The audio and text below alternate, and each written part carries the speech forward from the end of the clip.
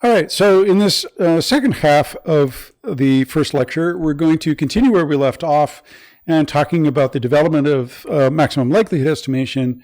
And just as a sort of starting point, and do a very quick review of the binomial distribution, the coin flip problem that we spent a little bit of time in the first part of this lecture developing.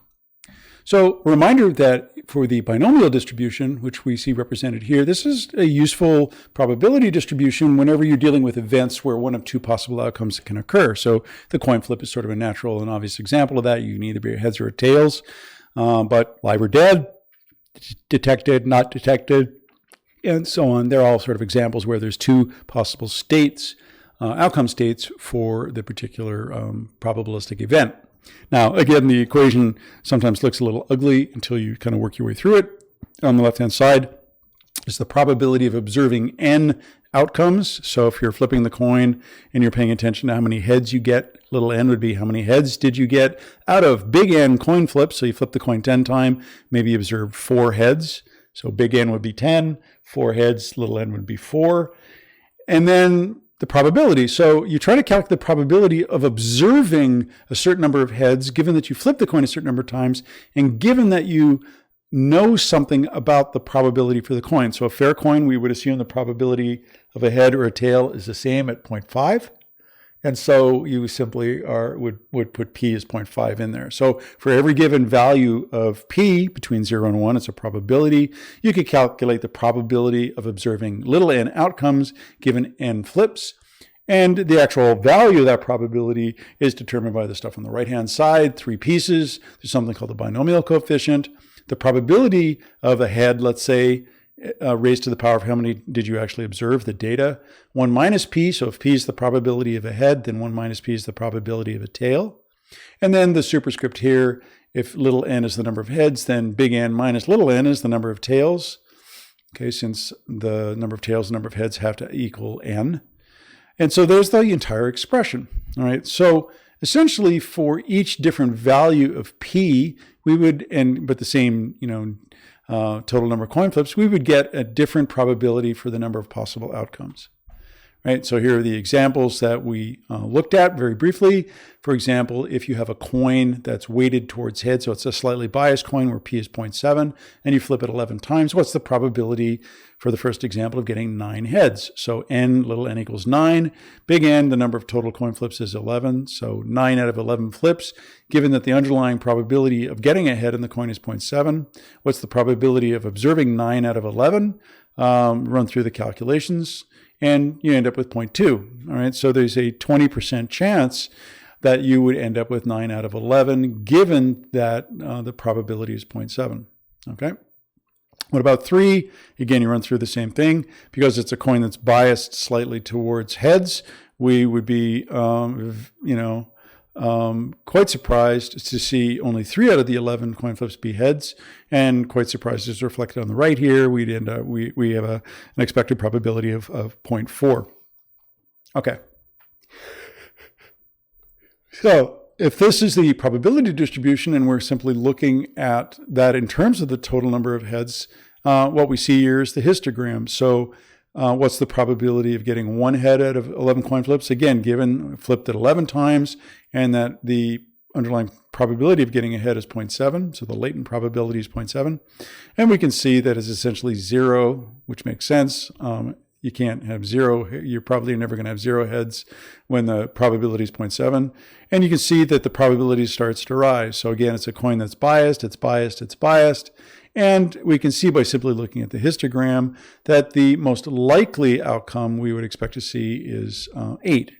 All right, so if we were to do this experiment over and over and over again, same coin, hundreds and hundreds of times, we would expect most of the realizations out of 11 coin flips to have 8 heads. And that's what we actually see here in this distribution.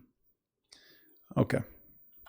So given P, which one is most likely? Well, given the P of 0.7, the most likely outcome in this particular case would be 8 out of 11. All right. But what if you don't know P? All right. So in the previous examples, we sort of pretended that we knew what P was and we know how many coin flips. So if you know what P is and you know the number of coin flips, you can talk about the probability of observing a certain number of events. But what if you don't have P? What if instead you have, let's say, a different coin, you flipped it 16 times and you observed 11 heads? All right, so now instead of the probability of observing a certain number of heads, you actually do observe a certain number of heads, and you've observed 11 out of 16. So given that, what's the estimate of the parameter? What's the value of P, which is most likely to lead to the observed data? So we know from the previous slides that for each value of P, there's a probability of observing a certain number of events. We're simply trying to figure that out for this particular situation. So we're essentially doing the reverse of what we just did. All right, so it's important to have another look at the likelihood function. The likelihood function is the likelihood of a particular parameter given the data. All right.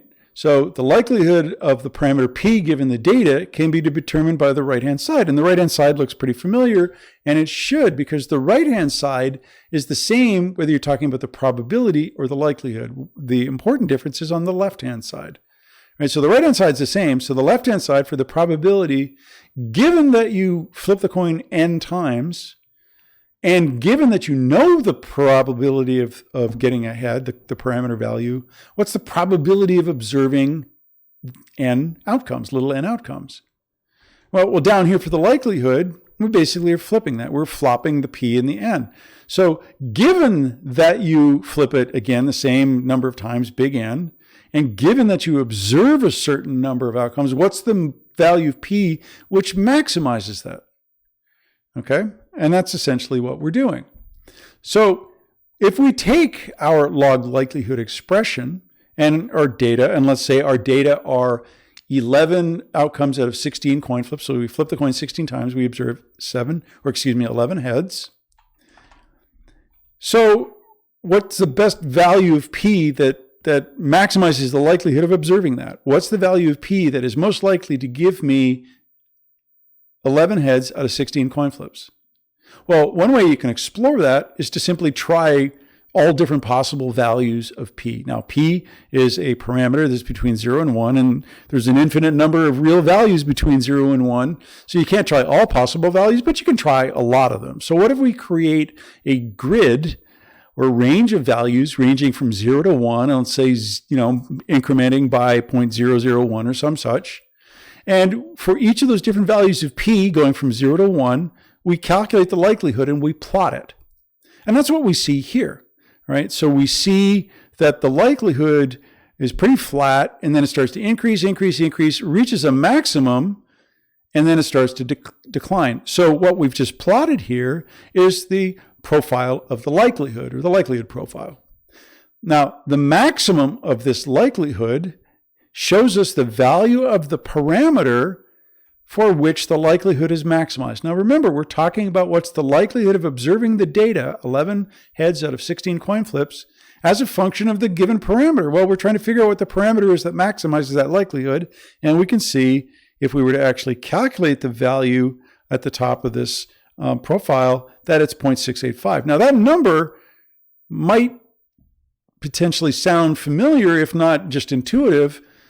What does 0.685 represent? Well, suppose that I were just to give you the data. I were to say, I flip the coin 16 times. I'm going to give you 11 heads out of the 16. What's your best estimate of the probability parameter for that coin? Well, if that's all you know, 11 out of 16, then that's what you would probably do. You would say, my best estimate of the parameter is 11 divided by 16. Well, what do you think 11 divided by 16 is? It's 0.685. So the intuitive estimator for the maximized likelihood in this case is exactly the one that you actually observe if you do the actual likelihood calculations. Okay. So doing this kind of grid search approach works fine, and it's practical for small, sort of well-behaved problems. And by small, I mean maybe one parameter, maybe a couple parameters, and well-behaved, meaning nice smooth curves, nice hill, sort of one maximum point. But that's not always going to be the case, right? So sometimes we need to use more elegant, more rigorous tools. All right. So to kind of reinforce the point, here's two different sort of tabulations, one about the probability. What's the probability given a parameter? What's the probability of each value of x? So suppose you know the coin is fair, 0.5. The probability of observing 0 heads is really small. 1 head out, and and these are out of 10 total flips, is also pretty small. It's 1%, so on and so forth. So if the coin is fair, you know intuitively that you would expect to see most of the time 5 heads and 5 tails. It's fair. So if you do the experiment often enough, that's what you would expect. And we see that the probability of observing 5 out of 10 is in fact the highest probability. Okay? So how does that relate to likelihood? Well, let's look at a slightly different situation. So suppose that we observed 7 out of the 10. So if we observe 7 out of the 10, what value of the parameter P is most likely to have led to those data? And so we can see that for the different values of P, so 0 to 1, this is the likelihood of observing those data given that particular parameter value. So each row corresponds to a different parameter value. So the likelihood of observing 7 out of 10 heads is basically 0 if the probability was 0, and so on. And we see that it maximizes to basically around 0.7. Now, again, this is a pretty rough grid. It's values from 0 to 1 incrementing by 0.1. So we're going to get better resolution. We're going to be able to draw a smoother curve if we use more points, but you get the basic idea. So that the likelihood rises, approaches some maximum, and then starts to decline again. So if this was all I had, I would say that my maximum likelihood estimate of the parameter was 0.7, which kind of makes sense. If we flip it 10 times and the parameter value is 0.7, then we would expect to see 7 heads out of 10 coin flips. Okay? And so if we go up here, we look at the 0.7 as the probability. So if that were the probability, the true probability, where is it maximized? What value of x maximizes it? We read along and we see, oh, sure, lo and behold, it's 7.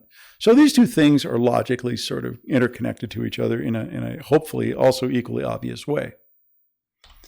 All right, now, to actually find the maximum of the likelihood, the top of the hill for this simple kind of problem, there's sort of 2 approaches. One of which is we use a numerical kind of hill climbing algorithm. And so we use the sort of visual analogy of a little guy here walking up or down the hill. And the algorithm, the computer algorithm, has a rule.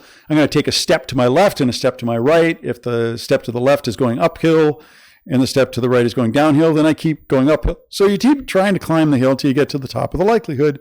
And once you get to the point where a step to the right goes down and a step to the left goes down, then you might believe, based on some rule in the algorithm, that you've reached the top of the likelihood, or top of the hill. And this is what computers are really good at. They're very good at finding, either the top of the hill or a bottom of a valley, as the case may be. And so I just generally tend to refer to those as hill climbing algorithms. And that's the numerical approach to solving things. Well, the fact that I'm mentioning it as the numerical approach implies there's another approach, and the other approach is analytical, and that's based on the idea of calculus. So we know that if we have a function that's sort of looking like this hill here, that if we were to calculate the slope at each point along the curve, what makes the top of the hill different than any other point is at the top of the hill, there is no rate of change. There is no slope. The slope is 0. It's not increasing or decreasing because you're at the top of the hill. And you may remember from some basic calculus class that is essentially looking for the derivative of this function. The derivative is the slope at any point, and you simply find the derivative of the function, set it equal to 0, and that solution is either the maxima or the minima, depending upon the nature of the function. And there are things that you can do involving the second derivative, which lets you solve for that kind of problem, and we'll get to that in a minute. But the simple idea is, given the function, you can use calculus, and you can solve for the maxima by simply setting the derivative of the function equal to 0 and solving for the parameter value that leads to that equality of the derivative equals 0. All right, well, in some ways, that's kind of a straightforward thing to do. Now, mathematically, it's easier to do this if you take the natural log of the equation. So we refer to this now as the log likelihood. Now, the good news is that the maximum of the log likelihood still occurs at the same value of p. Right? So all we're really going to do here is take our likelihood expression and turn it into the log likelihood. Now, let's go back and have a very quick look at the likelihood expression. So there it is. So it's essentially the product of three pieces, the binomial coefficient, the term for, let's say, the number of heads, and the term for the number of tails, but it's the product of those three terms. And remember, the superscript is how many times did we observe those? And so now when we take the log likelihood, we see pretty much the same thing. There's the log of the binomial coefficient, but because we're taking the logs instead of products, now it's the sum of the individual pieces. So there's the log of the binomial coefficient piece, and now plus the log of the probability of getting ahead. But because it's a log, the exponent, the number of times that you observe the head, is now what's in front here. It's the coefficient in front of this log term. And then here's the log of the probability of getting a tail, and pre-multiplied by how many tails did you observe. Okay, so this is, relatively straightforward. This is simply just rewriting the likelihood function as a log likelihood. And why do this? Well, because we're now dealing with individual pieces, the next step is actually kind of interesting and useful for us. If you look carefully at each of these pieces, only two of them are functions of the parameter we're interested in. Remember, we're trying to figure out the estimate for the parameter p. Well, this term here has p in it, and this term here has p in it, but this first term, this binomial coefficient, doesn't. Right? So the good news is, because of that, we can drop any term in the likelihood that does not contain the parameter or parameters of interest, and so that goes away. So that simplifies things nicely. And now we're left with two pieces. So what do we do next? Well, we take the derivative. Again, we go back to the picture. We take the derivative of our function. Our function is the log likelihood. We take a derivative, we set it equal to 0, that derivative equal to 0, and where it's 0 is where the slope is no longer changing. That's the maximum of the likelihood. So that's what we do here. The derivative of the log likelihood is this expression right here. So I take the derivative of it, and I set it equal to 0. And again, this is relatively straightforward to do by hand for this problem, but you can always do these things on a computer with no difficulty at all. So we take this, we set it equal to 0, and we solve. All right, so if I just use the algebraic solution, what do I get? Well, I get this. My algebraic solution, if I simply rearrange this in terms of p, is simply little n divided by big N. And that's the intuitive estimator for the maximum likelihood value. If I tell you I flipped it 16 times and I got 11 heads, the only thing that you could do would be to take, 11 divided by 16. Well, now you're resting more comfortably because, in fact, we can just demonstrate formally that that's the intuitive estimator is actually the maximum likelihood estimator. Okay, so there it is.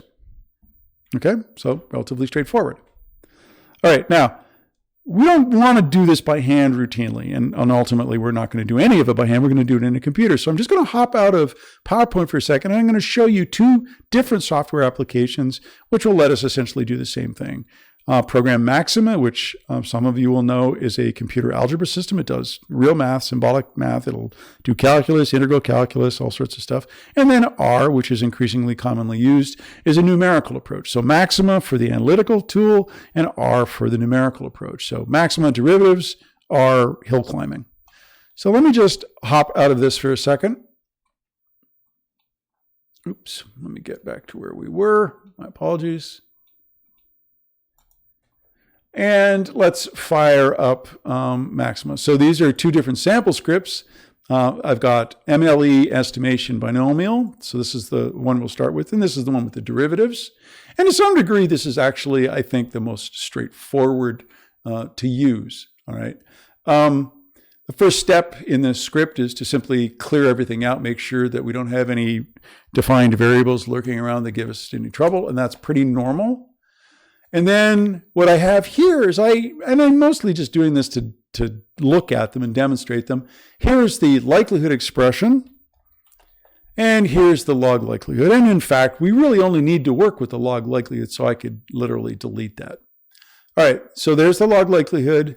And then what am I going to do? Well, I could do this in a couple of different sequences, but I'm going to actually start by putting the data into the log likelihood. If we look at the log likelihood, y is the number of events and n is the total number of experiments. So if this is the coin flip, n is the big N is the total number of coin flips, and y is, let's say, the number of heads. Okay, so if I go ahead and I do that, and I substitute them into the log likelihood, and that's the one I'll focus in on, there it is. All right, so it's nothing particularly complicated. So I have 11 coin flips, I got 7 heads, so 7 times the log of the probability of a head and 4 times log of the probability of a tail. Now I simply use the capabilities of maxima to differentiate that, and there it is. Set it equal to 0 and solve, and if I solve, there's my solution for the MLE, 0.6363 repeated, and that number matches my intuitive estimate. If I take 7 and divide it by 11, I get 0.6363 repeated. Okay, so there it is. So clear up some stuff, write out the log likelihood, take the derivative of the log likelihood, and solve for it, set it equal to 0, and away you go, and you get your MLE. Pretty straightforward. Now let's try the R approach. Now I use an editor here, which you probably don't have. In fact, what I'm going to do, forget that. I'm going to not use it. It has some built-in shortcuts for me. I'm going to use the standard R console. There it is. And I'm going to open up the script. And what's the script? The script in the binomial example is called binomial MLE. And this is built into R, so everybody has it. And I'm not going to demonstrate using an editor or some set of tools that you may or may not have. Okay, so there it is. First, again, just like with maxima, you clean it up. So I'm going to go just run that selection. N equals 11, y equals 7. I'm going to go ahead and sort of load that in. Let me demonstrate the brute force grid search. So remember from the figure in the PowerPoint presentation, we could get there from here by simply trying all sorts of different values of p from 0 to 1 by some small increment, plotting it and finding the maximum. Well, let's go ahead and do that. All right, this is really easy to do in R. I'm going to create a vector that I'm just going to call p, because that's what the parameter is, p. And I'm going to create a sequence of numbers from 0 to 1 by some very small increment. Okay? And just to demonstrate how that works, if you haven't seen this before, if I wanted to create a sequence of numbers from 0 to 1 by 0.1, I could do that. And if I just ran that one line, what's p look like? Well, it's going to be 0, 0.1, 0.2, 0.3, all the way. Now, that'll kind of work and I'll get a curve, but I get a better curve the more points that I have. So maybe I go back into my script and let me find my script wherever I put it. There it is. And, maybe instead of 0.1, I do 0.01. So that's going to be, 100 points. And again, if I ran that, now my vector is much bigger. It's got 100 points, incrementing by 0.01, and I should have a reasonably good curve. And for our purposes, that's probably good enough. All right, so let me go into my script, and now I'm going to generate the likelihood. So I'm actually going to work directly with the likelihood, not the log likelihood. The log likelihood is convenient, especially later on for complicated things, but I can use the likelihood here. And if I go ahead and I run this, well, it already knows what n is because I told it that. It knows what y is because I told it that. And I just created p as this vector. So I should have 100 likelihood values. And there they are. And they're kind of cumbersome to read because they're, decimal values. And so what's my next step? My next step would be simply to plot them. And there's lots of ways to plot things in R. But here's just one example. And I'll just show you the plot of the likelihood. And there it is, and I simply need to find the maximum. And there's lots of ways to do that, but there's a command in R called whichmax. It searches a vector, it finds which is the biggest value. And if I do that, I will find that the biggest value is 0.64. Now, that's based on a grid search where I only used 0.01. When we did it by calculus, we got the exact answer, 0.63 repeated. So why didn't I get the exact answer? It was because my grid wasn't fine enough. And just, to demonstrate this point, and this is why if you do grid searches, you do have to think about this. If I went 001, which is what I had originally on a computer for this simple problem, this does not take very long. And I go ahead and I just grind through this, but now I use a much finer grid. we can see that I get 0.636363, so 0.6364. So I get better and better resolution the finer the grid is, but ultimately the finer the grid is, also the longer the computational time. You don't notice it for this problem because it's pretty quick, but for real big problems, that would be a consideration. And you can add, little features like if you want to actually plot the absolute value on the graph, you can do that, and there it is. Okay, 0.6364. Okay. Pretty neat. That's the brute force method. Now, what about a hill climbing algorithm? What if we get R to do all the work for us, like without having to manually create a grid, let it do everything?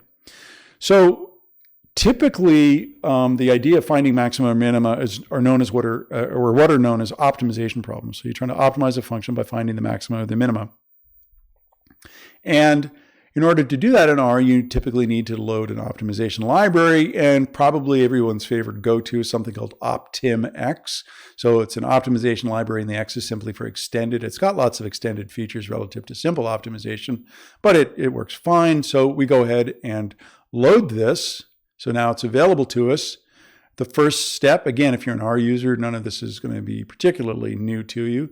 We create a little function, and all the function is, if you sort of look at it, is the log likelihood expression. So here, we actually do want to work with the log likelihood. And so I'm going to create a function that's the log likelihood, and then I simply do the optimization. Now, just to look at the arguments, the particular function that we're going to use from OptimX is called optim. We give it a starting value, so it's a parameter that goes between 0 and 1. So I'll make an initial guess. I'll make it 0.5 right in the middle. What's the name of my likelihood function? Well, I call it function binomial. There it is. Which of the very many methods do I want to use? This is one of the things that, unfortunately takes you time with R. You have to actually work through the documentation to figure out which method is likely to work best for your particular problem. For this particular problem, which is a smooth function with a single maxima, this method called the Brent Method has been known to work really well. You tell it the lowest possible value, you can have the highest possible value. And then this thing about the Hessian, which I'll get to in a second, is something I'll just say is in there. Hessian equals true. And then this control list, function scale, all that -1, that's just basically, when you do log likelihood, in fact, it becomes a valley, and we'd like it to be a hill, so I simply rescale it in terms of a -1, which turns the valley into a hill, and that's all this gobbledygook down here is doing. And again, this is just R stuff. But starting values, name of the function that contains the log likelihood, the method you're going to use, usually, but not always, a lower value and an upper value for the parameter. And then Hessian equals true if you're interested in another piece of information besides the simple parameter value, and that's the uncertainty, the variance of that estimate. You want to do Hessian equals true. All right, so now that we've got our function set up, we simply run this. And we are piping all of everything into something I called results optx. So if we simply looked at that, there they are. So there's the parameter value, 0.636363. It's exactly the same as we got using the grid search. It's the same as we got using the analytical approach, and we'd be really worried if it wasn't. The value that you see here is actually the value of the negative log likelihood. We don't really need to see that, but it prints it out. It is there. The rest of it has something to do with the actual steps of the hill climbing and some diagnostic stuff. We can skip all that. And the Hessian, which we're going to see in a moment, is important, and that's this value, -47.53626 down at the bottom. So step one, what's the parameter value? Well, there it is, 0.636363, okay? So it does exactly the same thing. All right, now let's go back into our lecture presentation. Okay, so we've done the analytical approach with maxima. We've done the numerical approach with R. But what about the variance? So I sort of hinted at this. So we get an estimate, but an estimate without a measure of the uncertainty is just might as well be a random number. We don't really know a whole lot more. We need to know something about the uncertainty. And how do you get the variance? And while we're kind of exploring that, let's ask ourselves another question. If the sample size goes up, what happens to the variance? Now, anybody who's taken even a remedial stats class has probably learned that if you want to reduce the variance of your estimate, you have a bigger sample size. So big sample size, good, bad. Small sample size, bad. Big sample size, good, because you get more precision, lower variance on your estimate. And then they stop, and then they just let you do that, and they don't tell you why. I mean, maybe they'll demonstrate it, but why? Well, the why actually becomes patently apparent and obvious when you actually look at the likelihood approach to things. So here's the demonstration. This is the one that the introductory undergraduate classes never show you. And there's no real reason they don't show you, but they could, and then you'd understand things better. So imagine you do an experiment, you flip a coin 16 times and you observe 11 heads. So that's the black thing. And you do, let's say, even a grid search, and you plot the likelihood, and there it is. So there's the likelihood profile of the black curve. It increases, reaches the maximum at, a little bit below 0.7. So whatever 11 divided by 16 is that maximum point, and then it starts to fall off. All right, what's the blue line? Well, if we take the first experiment, 16 flips, 11 heads, and we simply increase it by a factor of 5, so multiply each by 5. So we go from 16 coin flips to 80. So 5 times as many coin flips, 16 to 80, and we observe 5 times as many heads. So instead of 11, we observe 55. Right? So if you plot that, that's the blue line, you see that it's the exact same maximum. Of course it is, because 11 divided by 16, if you take the numerator and the denominator, multiply them both by 5, it's the same quotient. It's the same value. 11 divided by 16 is the same as 55 over 80. So changing the sample size does not change the MLE. Changing the sample size changes something else, though. Look at the profiles. So the black line is the likelihood profile for the situation with the smaller sample size. And as we increase the sample size, the blue line, the profile gets narrower and narrower. So what does that mean? Well, imagine that you're standing at the top of the hill here. So think about what variance is relating to. We're talking about variance as a way to talk about the uncertainty. Well, what are you uncertain about? Well, you're uncertain about, are you standing at the top of the hill? Well, imagine you really were standing on the top of the hill, and imagine you've used this sort of algorithm to get there. So the algorithm says that you're at the top of the hill if you stand on it and you take a step to the left and you take a step to the right and you go down both sides. Now, if you were standing there, imagine this is really a hill. If you're on the black hill and you take a little bit of a step to the right and a little bit of a step to the left, you go down, but by a very, very small amount. So because it's such a small amount, maybe you're a little bit uncertain that you're right on the top. On the other hand, if you're on the blue mountain, the blue hill, and you take a little bit of a step, the same small size step to the right or the left, you immediately go down a lot. So what does that tell you? Well, if you go down a lot really fast with these teeny little steps, then you know you're at the top of the hill. You have less uncertainty, which means you have less variance. So the variance scales relative to the rate of which the slope changes on either side of the maximum. Now, if that sounds familiar, it should, because using the phrase rate of change leads to calculus. So what did Fisher figure out? Well, Fisher figured out that if you take the derivative, you can figure out where the maximum is. If you take the second derivative and evaluate the second derivative at the maximum, it tells you something about the slope if you step to the left or the right. And if the slope is really steep, which the second derivative will tell you, then you know the variance is really small because your uncertainty is really small. If the variance is big, then the slope will be flatter and you have more uncertainty. So this is what Fisher figured out. He said that the second derivative evaluated at the maximum likelihood estimate, the MLE, will give you information about the variance. And that's exactly what you see here. So we simply calculate the variance of our parameter as this gobbledygook. And it's not that bad. You just got to get used to it. So remember, the hat is the uncertainty, or the fact that the thing that you're referring to, what's under the hat, is an estimate. So our estimate of P is what P hat represents. So we're estimating the variance of P hat. So we put a big hat over the variance. So the variance of our estimate of P is given by this stuff to the right. Again, unless you look at this stuff routinely, it's a little complicated looking. You just need to learn the language. Okay, so what are we actually seeing here?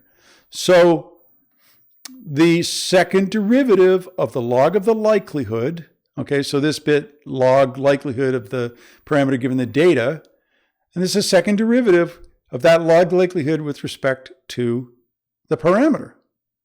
And that's it. Okay, it's really pretty straightforward. And what's this other stuff? Well, where P is evaluated at the MLE, and this is the inverse. So in words, it's really simple. It looks more complicated visually, but the words are easy. You simply take the negative inverse of the second derivative of the likelihood evaluated at the MLE, and that's the variance. All right, enough gobbledygook. Let's actually see it in action. So we'll take our likelihood and we'll take the second derivative of it. And there it is. So if I take my likelihood expression for the binomial, the log likelihood, and I take the second derivative, that's it. And we'll look at it in a computer in a moment. And then I evaluate it at the maximum likelihood value. And if I substitute the maximum likelihood value in here, and remember what the maximum likelihood value was, okay, when we do it, it's simply n over little n. All right, so little n is p times n. So wherever you have up here a little n, you could do p times big N. You're simply using substitution to get rid of one of the two n's. So now we have a function in simply big N, right, which is what we want, and p, and we do a little bit of algebra and reduce it. We get this expression here. And then what the first part says is we take the negative inverse of that. So we take the negative of this, which just basically means make it positive, and then we invert it, flip it over. And then we end up with this term on the bottom, which, if you've taken a stats class, you may recognize. If you look up the variance of a proportion, so in this case, the proportion of a certain number of coin flips that are heads or tails, you see this expression. Where did it come from? Well, it comes from this. This expression that's in the books is the second derivative, the inverted second derivative evaluated at the MLE. And that's what the variance is. So if we now actually try an example, we flip a coin 11 times, we get 7 heads. The MLE is simply 7 over 11, 0.6363.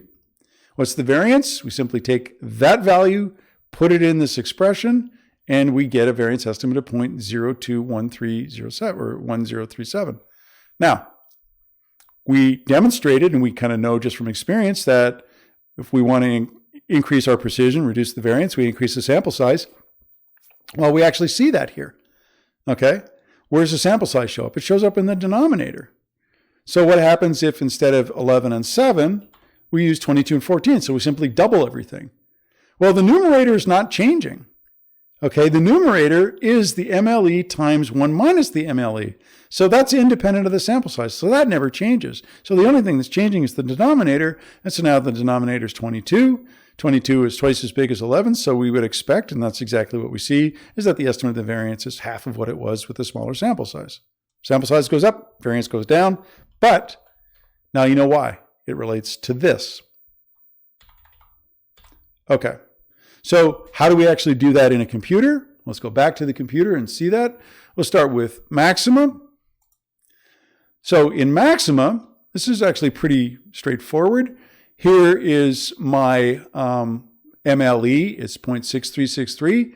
And so I need to take the second derivative. Now, to take the second derivative in maxima is pretty straightforward. We use the diff command.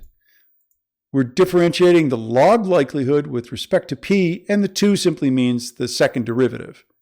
Okay, if I just wanted the first derivative, I could use the number 1, but if I leave it off, it assumes that you want the first derivative. So if I want the second or third or fourth or fifth or sixth derivative, I simply add the index for that, so it's the second derivative.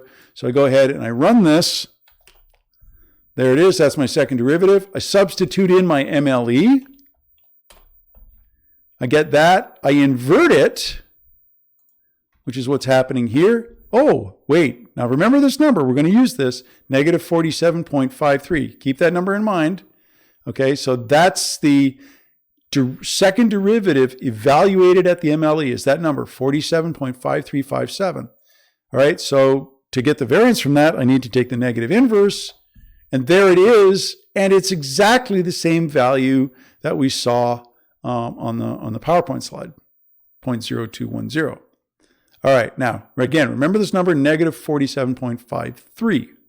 So now when I go back into R, I'm going to run the exact same thing. So let me get both the R windows sort of open here just so that we're not always jumping around. So there's the output console, and here's my script. Okay. So I loaded my library. I figured out what the optimization are. Now let's look again at the results. Let's go ahead and run that. And again, if I look at the results, there's this thing at the bottom called the Hessian. And the Hessian gives me negative 47.53626. Does that look familiar? It should. I go back into maxima, negative 47.5357. So basically it's the same number within rounding error. So what is negative 47.5357? It's the second derivative of the log likelihood evaluated at the MLE. So now you know what the Hessian is. The Hessian is that value. So in order to get the value of the variance, we do the exact same thing. I simply take the negative inverse of that. And if I do that, that's maxima. Let's go back to R. If I do that in R, I'm simply doing that here. I simply take 1 minus 1 times 1 over basically the Hessian, and that's what's happening here. And so I end up getting the exact same answer for the variance, 0.021036, and in maxima, 0.21036, and so on. So they're exactly the same. Okay, so the Hessian that R is outputting for you numerically is in fact the numerical estimated or the numerically calculated value of the second derivative evaluated at the MLE, which you get analytically using maxima. Okay, so that's pretty cool. All right, so let's hop back into PowerPoint again and continue on. Okay, another distribution, the multinomial distribution. So in the binomial distribution, we're dealing with a situation where you have only 2 possible states for the outcome of the event. You can be heads or tails, live or dead, or detected or not detected. But what if we have situations we have more than 2 states? So more than 2, binomial for 2, multinomial for more than 2, multinomial distribution. And the die that we see here in the picture is an example of that. You've got 6 possible outcome states. You could roll a die and you get a 1, 2, 3, 4, 5, or 6. And they're very relevant to our problems because, in fact, a multinomial distribution can be thought of as essentially a series of independent binomial trials. All right. And so this multinomial tends to be particularly relevant for what we're going to do. So it's definitely worth having a look at it. Now, again, it's a generalization of the binomial to more outcomes. All right. And the individual trials, again, we assume are independent and mutually exclusive. And that's occasionally a strong assumption that we're going to develop as we move through the course. But that's where we're going to start. And the rolling of a die, as our example, has 6 possible outcomes. So the multinomial probability of observing a 1 or 2 or 3 or 4 or 5 or what have you, given that you roll the die n times, and given that the probability of each face of the die being p is given by this stuff to the right. So if the die is fair, if it's not loaded, if we're not cheating, we figure that the probability of any one of the 6 sides is basically just that. It's 1 over 6. So we expect that pi should be the same for all of them. P1 is the probability of rolling a 1, a 2, a 3. And then the superscript is how many of those did you observe? And then this stuff inside the brackets here, well, this is the multinomial coefficient. And it's a big factorial thing. But as we saw with the binomial, if you look at it carefully, you see that it's not a function of the parameters we're interested in. There's no p in there. So we're eventually going to be able to get rid of it. Okay. So let's simplify things down so it all fits nicely on the screen. Let's pretend that we have a 3-sided coin. I don't think it's possible to have such a thing, but let's pretend that we do.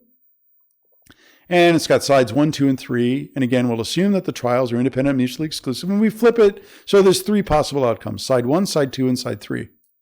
Now, what's really important here is that the likelihood is proportional to the stuff on the right. So I've dropped the multinomial term because it's not a function of the parameters, so we don't need it. And we know that already. So here's the likelihood expression that we're going to work with. Okay, so it's the side 1. How many times did you get side 1? So y1 is the number of times that you rolled this three-sided coin and got side 1, or flipped a coin, I guess. S2 is side 2. How many times did you get that? But what's this? Well, this is something that's very important to understand for these situations where you have a finite number of states. This is a three-sided coin. You're either side 1, side 2, or side 3. So if I know what the probability is for side 1 and I know what the probability is for side 2, then I can solve for the probability of side 3 by simply taking 1 minus side 1 and side 2. You got to be somewhere. Okay, if there's only 3 possible states, the probability that you're in one of the 3 is 1. So if I know the probability for any 2 of them, 1 minus that is the probability that you're in the third one. So I don't actually have 3 terms here because I already know what I can solve by algebra, what S3 would be. All right? So this stuff inside the brackets is essentially S3. We don't have it in there explicitly. We're doing it based on algebra. So there's the algebraic expression that would give us S3 raised to the number of times that we observe the third side. So that's the likelihood expression. So we take the log of that, and again, it's simply the exponent times the log of the base, right? So there's the number of times for side 1 times the log of side 1, the number of times for side 2 times the log of side 2, the number of times 3 times the log of the probability by algebra of side 3. So that's the expression. Okay, so let's see how this works. So let's say that I took this three-sided coin and I flipped it a bunch of times. How many times am I flipping it? Well, there's 44 times. 12 of those times it was side 1, 18 of the time side 2, 14 of the time side 3. I write out the log likelihood expression, and there it is. Okay, so make sure that you can go from these values for y1, y2, and y3 to the log likelihood expression. And then I'm simply going to use software to solve for this problem. Okay, so I'm going to hop out to the software. And I'm going to start with the analytical approach. Okay, so let me go into the three-sided coin example. I go into maxima. And what do? Well, I start by resetting things, clean up the worksheet, get rid of any previously identified variables. Step 1. Step 2, enter the log likelihood expressions. You just type it in. There it is. All right. Step 3, I differentiate. Now, because I have more than one parameter, in this case, I've got side 1 or S1 and S2 that I need to solve for, side 1, side 2, I need to differentiate the equation twice. First time I differentiate it, the likelihood equation with respect to side 1. The second time I differentiate it with respect to side 2. And that's what I'm doing here. Okay? So I simply differentiate it. There's the derivative of the function with respect to side 1. I differentiate it with respect to side 2. I set both of them equal to 0. And now I've got 2 equations in my 2 parameters. Side 1 and side 2 show up in both of these. So I'm going to solve these simultaneous equations, these derivatives, set them both to 0 and solve. And what do I get? I get 0.27 for side 1 and I get 0.41, let's say, for side 2. So the probability estimate for side 1 for this coin is 0.27. And the probability estimate for side 2 is 0.41. Okay? And that's it. And how would I get side 3? Well, 1 minus 0.27 minus 0.41 is going to give me my estimate for side 3. All right. What about the numerical approach? And what about variances? So I'm going to do that here, all of that in the context of R. Oops, that's right. I forgot. I don't want to use that editor. All right, so let me go here, and I'm going to shut down the script that we did for the binomial. And instead, I'm going to open up the script for the three-sided coin. And there it is, and superficially, it's the same. Okay, so you should have this to work with as well, and that's it. So I clean everything up. Done. Oops. Clean everything up, run that command. That's done. Load my optimization library. Again, you run through the same steps over and over again. Run the optimization library, load it up, create my function. Well, there it is. It's the exact same likelihood expression that I had in Maxima. In fact, I could have cut and pasted it. It's just that I'm embedding it in a function, which I'm calling function 3coin, and the parameters is a vector of these parameters called side, because I have side 1, side 2, and side 3.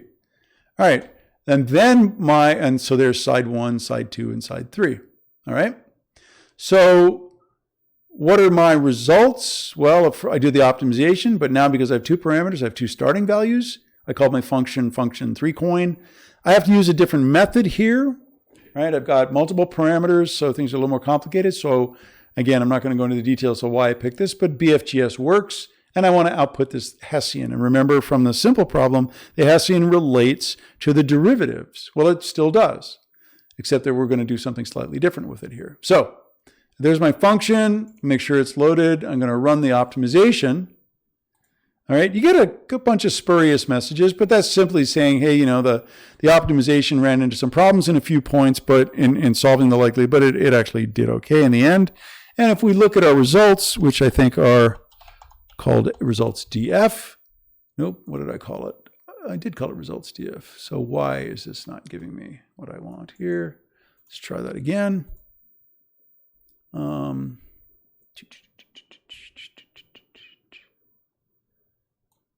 Okay, let's try this again. Okay, I guess, oh, you know what? Yeah, sure, I forgot to actually load everything that I needed, but now that I've done, all right, let's just do this again. So remove everything, apologize for that. Load optimX, set up my function, and then run the function, do the optimization. And then I'm going to have a look at my results. And there they are. So if I look at my results, there's my parameter values, 0.27, 0.41, exactly the same as what Maxima gave us. The value of the likelihood, which I don't really care about, is -47. But I get this thing called the Hessian down below. And this Hessian is going to become important for us in the following.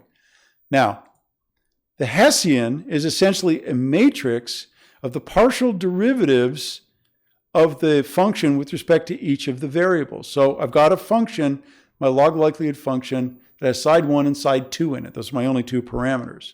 So if I differentiate this with respect to side 1, and then I differentiate it with respect to side 2, and evaluate it, those are the things that are being fed into this Hessian. So what the Hessian is the information related to essentially the second derivatives for the multivariate function. It's multivariate because I have side 1 and side 2 as two different parameters. So what do I do with this? Well, we know that negative of the inverse of the second derivative tells us something about the variance. Given that the Hessian contains information about the derivatives, we might imagine that taking the inverse of this gives us something about the variances, and if that's what you're imagining correctly. So let's output the Hessian as just an object to play with. I'll just call it Hess. So now when I type Hess, I get the Hessian. And then I'm going to do what? I'm going to multiply by -1. So I'm going to take the negative of it, which means multiplying by -1. And then I'm going to invert it. So inverting a matrix is different than simply saying 1 over something. You have to invert it. So matrix inversion is a thing you learn about in a linear algebra class. In R, you do that by using the solve command. So the estimated what? I call it VC for a reason I'll explain in a second. I run this, and now I have est VC. So VC, I use VC because what I get is the variance covariance matrix. Okay, so if I actually look at est VC, I get what's called the variance covariance matrix. So along the diagonal are the variance estimates for my parameters. So the first parameter, side 1, that value there, 0.004507, is the variance estimated for side 1, the parameter value of 0.2726, and that's the variance for that number. Okay, the second element along the diagonal is the variance for side 2. And so the value of the parameter estimate is 0.409098, and the variance for that is 0.00549. So why is it called the variance covariance matrix? Well, if you look at the way this matrix is indexed, it's 1, 1, 1, 1. So 1 versus 1 is side 1 versus itself. That's the variance. It's the degree to which side 1 covaries with itself. That's the variance. 2, 2, so this element in the lower right, is the degree to which side 2 varies with itself. That's the variance for side 2. But up here, okay, off the diagonal, that's the degree to which 1 and 2 covary. So the covariance of 1 and 2 is negative 0.0025. What does negative mean? That means when one goes up, the other goes down, or vice versa. And so 1, 2, or 2, 1 are the same thing, so that's why we have the same number up here as we do down here. So now you know what the variance covariance matrix is. The variance covariance matrix is the negative inverse of the Hessian, and the Hessian relates to the evaluation of the second derivatives for the function. So the multivariate second derivatives where you have more than one parameter. That's it. Okay, so let's go back to our presentation. And our final example, a 2 occasions study. So we're going to think about abundance. So again, remember we think about sampling from some sample, well, maybe it's a fishbowl. We're going to grab a certain number of fish. We count the number of individuals encountered at each occasion. Those accounts are the data. And from those data, we want to determine the values of the parameters P1, P2. P1 being the probability of detecting an individual the first sampling occasion, and P2 being the probability of encountering the individual on the second occasion. And we want to figure out the values of those which maximize the likelihood. So what do? We're going to do the calculus on the multinomial likelihood expression, just like we did for the 3-sided coin. All right, so again, a reminder of the probability or fate diagram for these sorts of data.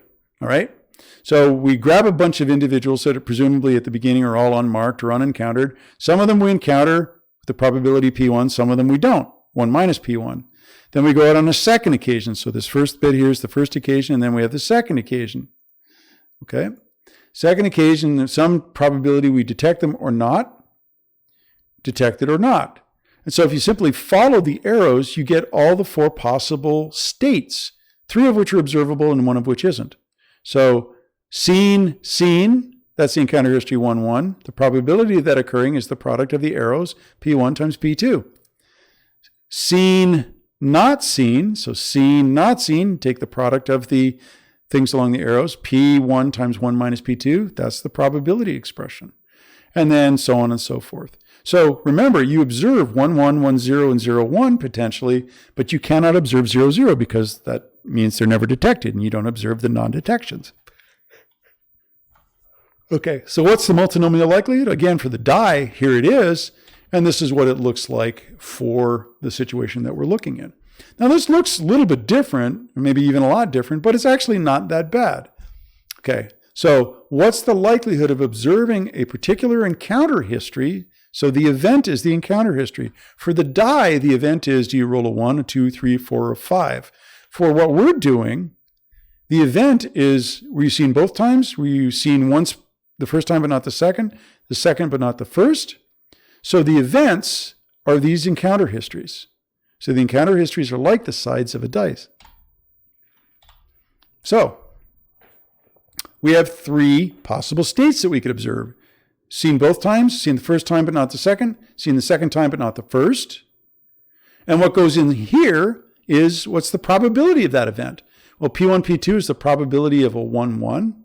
P1 times 1 minus P2 is the probability of a 1, 0. 1 minus P1 times P2 is the probability of a 0, 1. So that's the numerator. Well, what's the denominator? The denominator, you may remember, is in fact the probability of being detected at least once. All right, so what's the probability of detecting an individual twice? Well, it's P1 times P2, but we don't really care that it's detected twice in the big scheme of things. It was detected at least once, and for a closed population, that means it was there. So you only need to detect an animal once in order to establish that it was there. So the denominator is the same for all of these. It's that expression is the probability of being detected at least once. So what do? Well, this is the multinomial coefficient. It's not a function of the parameters we're interested in, the parameters being P1 and P2. So we're going to be able to get rid of it, and we only end up needing to work with this. And if you take this expression here, put it into software, and calculate the MLEs by doing what? By differentiating it with respect to the parameter, setting it equal to 0 and solving, you get, the answer. So let's actually try that. So I'll hop out of PowerPoint here. Oops. And I'll fire up maxima for the this particular problem. So it's the LP abundance example. All right, so let me go ahead and do that. And, with just enough iterations through this, you get pretty quick at setting this up. So we clear a few things out. We write out my log likelihood expression. Now, if you look at the PowerPoint slide, the log likelihood expression, it's pretty ugly, but you can do it. It's not hard. It's the number of times you have, how many 1-1 individuals do you have times the log of this, how many 1-0 individuals times the log of this, plus how many 0-1 individuals did you have times the log of this, right? It's not hard to do by hand. Computers do it very easily for us. So in this case, this is all we have. We simply take the log of my expressions, and there it is. Now, what you're going to see is the log likelihood. So there it is. All right, so there's the log likelihood expression based upon the stuff that we saw on the PowerPoint slide. Now, we have two parameters, P1 and P2, so we have to differentiate this with respect to each of the parameters in turn. Now, this is the moment where you're going to realize that, boy, you're really happy that you have software which is going to do this for you. Here, for example, is the derivative of this log likelihood with respect to P1. It's seriously ugly. Now, I can use the factor command to factor a bunch of the stuff to make it less ugly, but it's still pretty ugly. All right, there's P1, P2, X11 is the number of individuals seen both times. And the derivative for the log likelihood with respect to P2, similarly ugly. I can factor it to make it a little bit less ugly, but in fact, if you use a computer, you never really look at this stuff. We're just doing it now as part of the learning curve. All right, so I simply solve both of those likelihoods with respect to each of my parameters, and what do I get? Well, algebraically, this is what I have. So I haven't put any numbers yet, and I haven't put in the number of individuals that I saw twice, the number of individuals that I saw first time but not the second. So I'm doing the whole thing algebraically here, and those are my MLEs. Those are the MLEs by algebra, okay?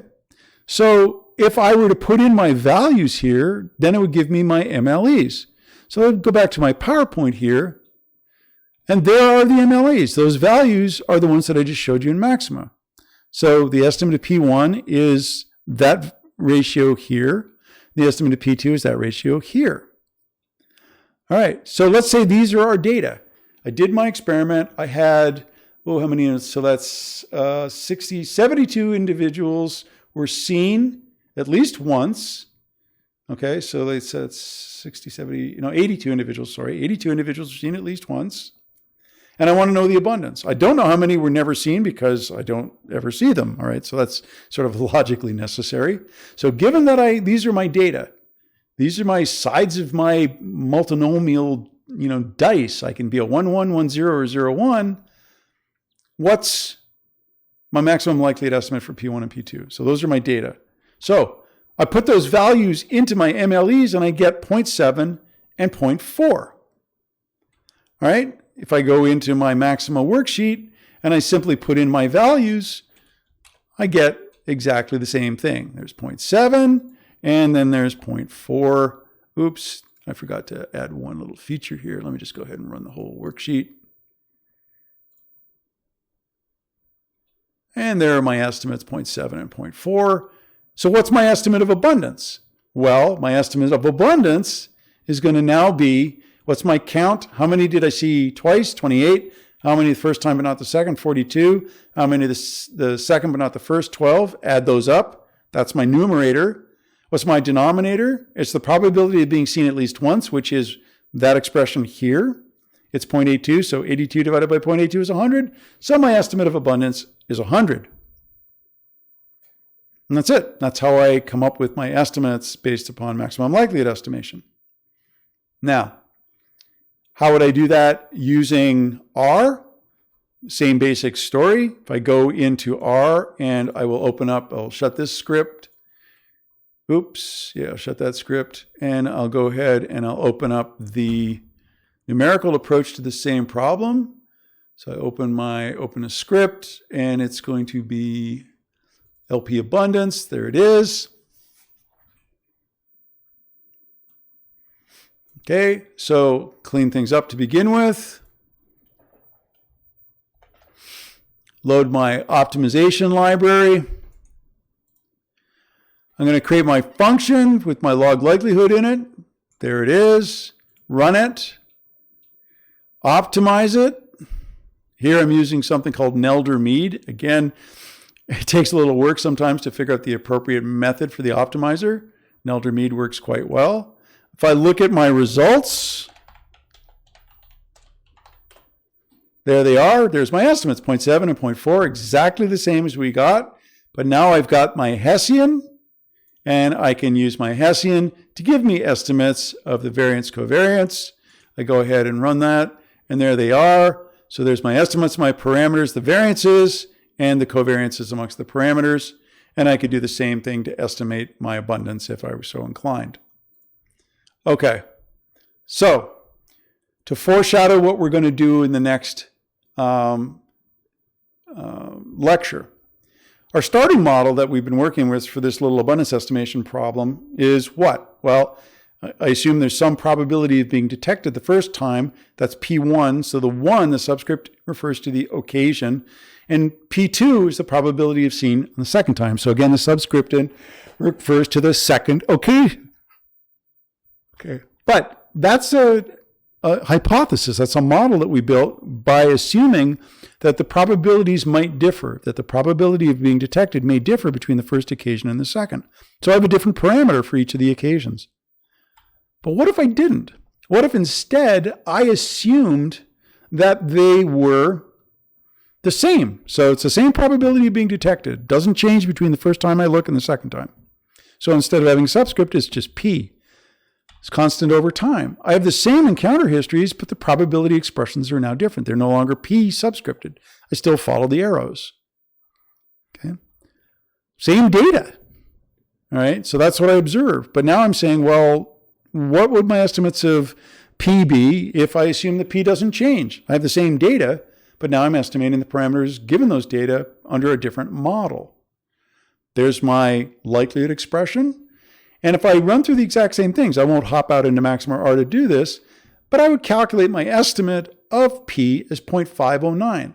So when I had a time varying P, when I let P differ between occasion 1 and occasion 2, they were 0.7 and 0.4 respectively.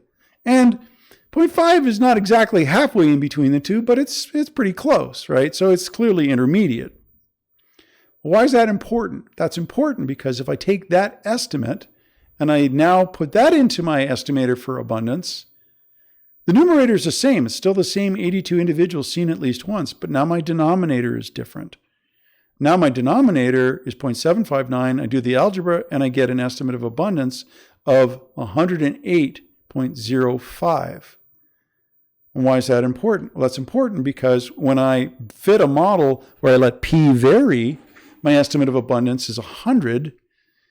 When I fit a model where I assume that P is a constant, I get an estimate of abundance of 108. So they're different. Each model gave me a different result. And in fact, there's a whole host of different classes of models for abundance that we're going to look at, and each one of them is going to give you different estimates of P and thus different estimates of N. And so that's okay, except it creates a little problem. Which model should you use for making inference? And that leads us to the very important topic that we're going to start to introduce in the next lecture of model selection. If you have multiple models, let's say model 1, model 2, model 3, model 4, each of them is potentially going to yield very different estimates of different parameters. And so if you're at all interested in the parameters, which we assume we are for this course, then how do you know which of the models is doing a better or worse job at estimating the parameters? Which one should you believe? Should you believe in just one model, or should you somehow take information and average over all the models? And that's exactly what we're going to do next time. All right, so hopefully that's clear. It's worthwhile spending time reading the relevant sections in Chapter 1 and working with the example code that you were provided with, the different examples that we've looked at here. All right, that's it. Take care, and I'll see everybody